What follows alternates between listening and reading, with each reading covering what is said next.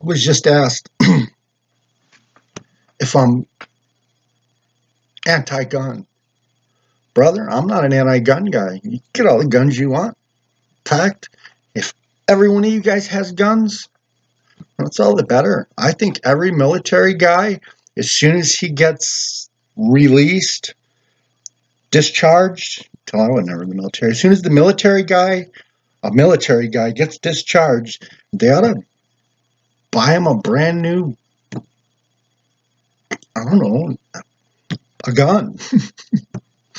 I don't know what kind of guy could rattle off, I say I'm 16, but I'm sure that there's, so whatever kind of gun, as soon as he gets out, give him a gun, whatever he wants. I'm more of a traditional guy. Here's the deal. Was mugged in Alton, was mugged in Detroit, I was mugged in San Diego, and that bathroom in Indiana. So I was mugged 4 times, right? Alton, Indiana, San Diego. It's like there's another one. So I was mugged 4 times. Of the 4 times that I was mugged, the only one that actually got anything from me was the guy who already had his gun out, and I'm pretty sure he was going to shoot me. In fact, I'm surprised he didn't shoot me even after I gave. So the first time I was in my, however old I was when I married Amy, I just got married. I hadn't been married no time. I don't know, early 20s. And I was in, I can't remember which one I was working at. I worked for Wood River, Alton, and Godfrey Pizza Huts. I got mugged in Alton. So I'm over here in Malton in the middle of the night, and it's right on the edge of the temperature changing. Right, it's warm during the day, but it's kind of chilly at night. So I'm sitting. I had this old Pontiac Grand Prix. It was green and the front was black. Thing was wrecked when I bought it. It got wrecked 3 times while I had it, and it was wrecked when I sold it. The last time I saw it, it was wrecked then too. The car was cursed. But in any event, when I kept trying to fix it, I put another front end on it. But in any event, it's not the story. The story is, so it's I just got the car. I hadn't had it very long, and it's still got a bunch of mechanical issues. It had this seat. The bolts that held it down in the front had rusted and broke. So it had kind of a rocking chair. I mean, we had a beefed up turbo tranny in it, and it would do like the second gear scratch. So you'd take off with it, and you'd hold on to the steering wheel, because when that second gear scratch is going to pull you back, right? So it's late. I don't know. It's getting close to closing time, and I'm lost over here. I'm not really from there. I'm from South St. Louis. And so I'm sitting here looking at my map, and I got this light. I got this light that's this big around. This light is so big that you could point it at the street lights, and they would turn off because they thought it was daytime. And so I'm in this car, and I got my light, and the radio's going, and I got the windows down, and I'm wearing this big coat. I'm fixing to deliver a pizza. Looking at it. And this guy snuck up next to the car, and he took this knife. He had his knife, and he stuck his knife in the door, and he's got it here, and he's like, "Don't move. Give me all your money." And I kind of looked at him. He said, "I said, don't move. Give me all your money." And I was like, "All right, no problem." And I reached like I was reaching for my wallet. At the same time, I kicked that seat back and lifted up my hand, and I tried to catch him. He still got me. He cut that coat. That knife was sharp. He cut that coat. Amy's dad, Vern, stitched it. For a long time, I had this black coat with a big stitch mark there. But so I caught him. He cut the coat, and as he was trying to get out of the car, I'm trying to hit him. I come by the way, he took off. He can get a thing off me. The second time, what's the second time Detroit? The third time was the second time was in Indiana. So it's again, it's late. I'm driving a truck. I mean, I'm a lot heavier now. When I first started driving a truck, I was a skinny little kid. And so I'm coming back across from Pennsylvania. I made this run up to Pennsylvania to Kraft Cheese in Allentown, drop it off, and I'd come back and pick up more cheese at the caves, and I'd go back up downtown. So I'm going back and forth. I stop here at Indiana, and it's late, and I go into this rest area, and I'm tired. And I go to the bathroom, and I knew that there was somebody in them stalls because I could hear him coughing. As I go and I'm washing my hands about this time, this guy walks up behind me and he like sticks. I don't really know what he had. He stuck something on my back. He was like, "Give me your money. You're gonna have to shoot me, brother. The only thing I got is out there in the truck." He's like, "Give me your tennis shoes." You want my tennis shoes? I didn't know that was a thing. People apparently take the tennis. You want my tennis shoes? You want my tennis shoes for? He said, "I said, give me your tennis shoes." Okay, so I leaned down like I was taking the tennis shoes up, and I turned around, and when I popped him, he didn't have anything in his hand, and so him and we go to popping it. I push him back into the stall, and I got him cornered between the toilet. His foot's in the toilet, and he's trying to figure out how to. And I'm mad at a wet hand. Uh, Take my tennis shoes. What's wrong with people? What do you take people's tennis shoes for? And so we're banging it out here. I left him, and he didn't get nothing off me. The third one, on the other hand, I'm in Detroit, Michigan, in the middle of the day. It's broad, stinking daylight. And it's noon or something. It's middle of the afternoon. And there was like this line of traffic. And I'm in my big truck. I got it low gear, and I got the radio going. I had these big boom boom speakers, back in the day speakers. Back in all of us 80s kids, we got these big boom boom speakers rocking, right? And then somebody banging, and I look over, and there's this big black brother. And he's on the passenger side, and he's banging on the window. He's doing this. Get off my truck, right? And I got this flare gun out of one of those safety packs that had been rolling around back there for years. I thought they were legal. I found out later that I'm not supposed to have those either in that truck. But in any event, so I'm telling him about this time I heard the eeriest tapping, tap tap tap. And I turn around trying to watch traffic. The truck's doing this thing. I got the radar, I got guys, and I turn, and this guy is standing there, and he's got his gun. Whoa, brother. Slowing his truck down, right? We've come to a stop now. He's like, give me your wallet. I'll give you the truck. I would have given him my tennis shoes. That guy was serious. He's, I'll give you the truck. There ain't nothing here worth dying for, brother. So I handed him my wallet. That guy's already gone. He steps down, and when I set up, they have now, I don't know, back 10 foot off. Still got the gun, and he hands the wallet. The partner opens the wallet. He shows me the wallet. He takes the money out of the wallet. Choked me up because I thought they were going to kill me. Closes the wallet. He throws it underneath the truck. And he looks at me and he goes, "Thank you. They just wanted the money." And they were gone. I climbed out and got in my truck, rolled up my windows, turned my radio down, and I'm high alert now, right? But it was all over. Even if I had a gun, I had the flare gun, I would have done me no good. So the last time it was 3 guys. It was in San Diego. I'm working for this chamber company. I'm out in San Diego. And it's the middle of the night. There's me and another new guy.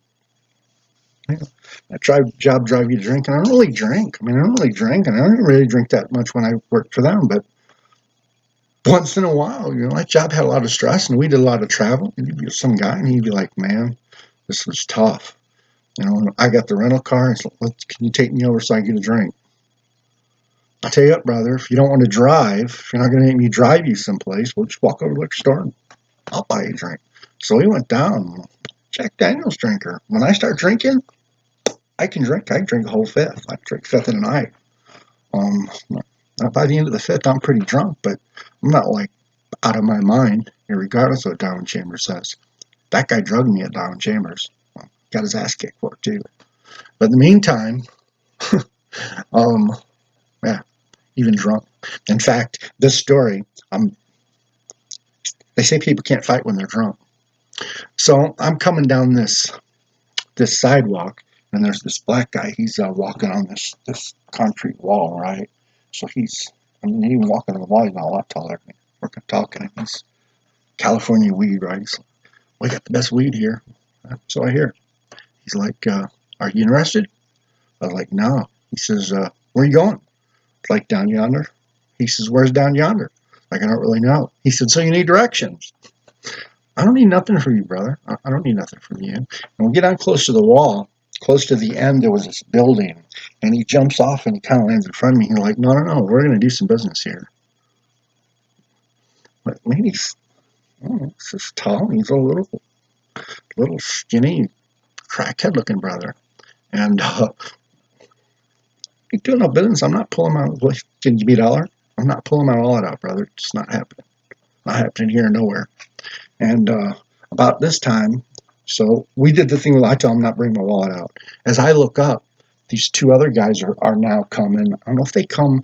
When I told the story before, when I told the story of the cops, in fact, I said they come from around the corner, but after some time has gone by, I think they were standing in that doorway. There was a doorway there. But in any event, wherever they come from, the other two guys were coming. And there was one in front. He's about the same size as me. But again, we're talking crackheads or meth heads or guys who don't eat or just so poor. But he's a really skinny guy. So there's two skinny guys. But the guy behind him was a Goliath. He's a big dude. Jesus Christ. That guy looks at me and he says, don't go nowhere. Don't run. Don't move. Don't move. And I was like, no problem. Wham! I hit his friend. His friend class was like, let's go. So I started backing up. I'm drunk. I'm like, got this big army coat on. I got a fitted jacket, almost empty, stuck in the pocket, and we're going. And the first dude's coming, and as soon as he gets close to me, I kicked him right in the knee, and I kicked him hard. And I tried to collapse his leg. He let out a howl that was like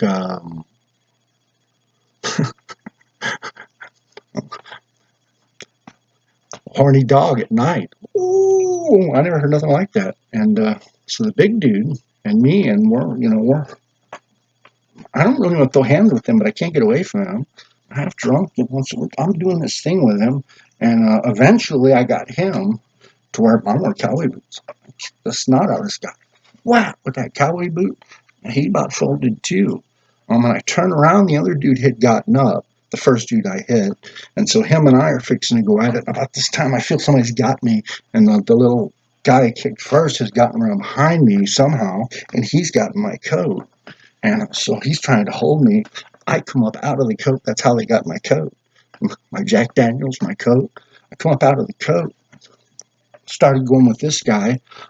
As I turn around, this guy says, fuck this, let's go. And they take off. I'm like, no, you got my jack. At first, I thought, that they had took my wallet. I thought my wallet was in the coat. I got back, and I'm just like, I can't find my wallet. I got all the stuff. My shirt's all tore to hell, right? My coat's gone. It's just a complete mess. But they still didn't get it. They got my coat and a half-drink bottle of Jack. Probably needed it after what I didn't do his knee. So I'm not anti-gun. I couldn't have taken the gun on the airplane, and I certainly couldn't have pulled it out and shot 3 black men in San Diego in the middle of the night while I was drunk. They had hung me, so, what does a gun do for me? I don't know, it does anything. Taking martial arts, and, taking Kempo, and I got the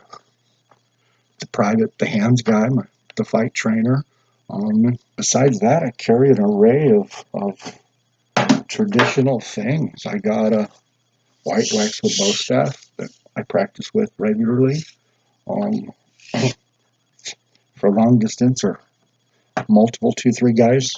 I got the short one that I take when I'm on a walking trail, and it's not just a guy with a stick because I train with that staff. It's the same thing, only a shorter one, and I can get you 3 times with this for every once I get you with that, just because of the action that you can get off it. Then if you're going in someplace, it's a cane. And what you'll notice about the cane is you're going to get one that's knurled a little bit, so that if you have to choke up on them, or if I can get you, I can wrap you up and break your arm with this. But just the act of grinding that across them, I'm going to get hit with this. And you work out with this just like a nunchucks. Spin them. It's been a great tool. And then, of course, there's my big action knife. But this isn't really it's not really a cut knife. I got it sharp. but I'm not going to try it. It's more a stabbing knife. But more importantly, if you're in a fight and you pull this out and you start waving around, what's your opponent now going to be concentrating on? You're trying to get your knife from you. So now I can accurately predict where his hands are going to go. Guess where his hands are going to go? Guess what's not going to be covering his face or his boys?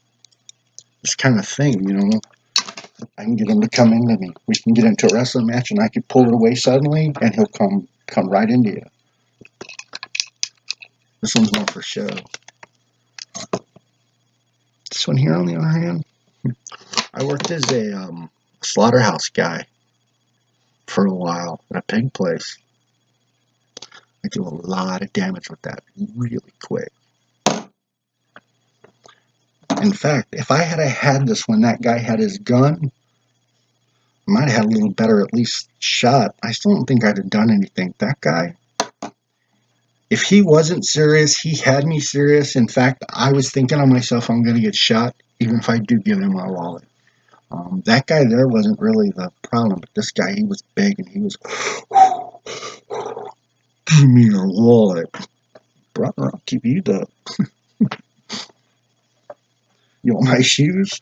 So, somebody tell me, why do you take people's shoes? Just curious. Well, if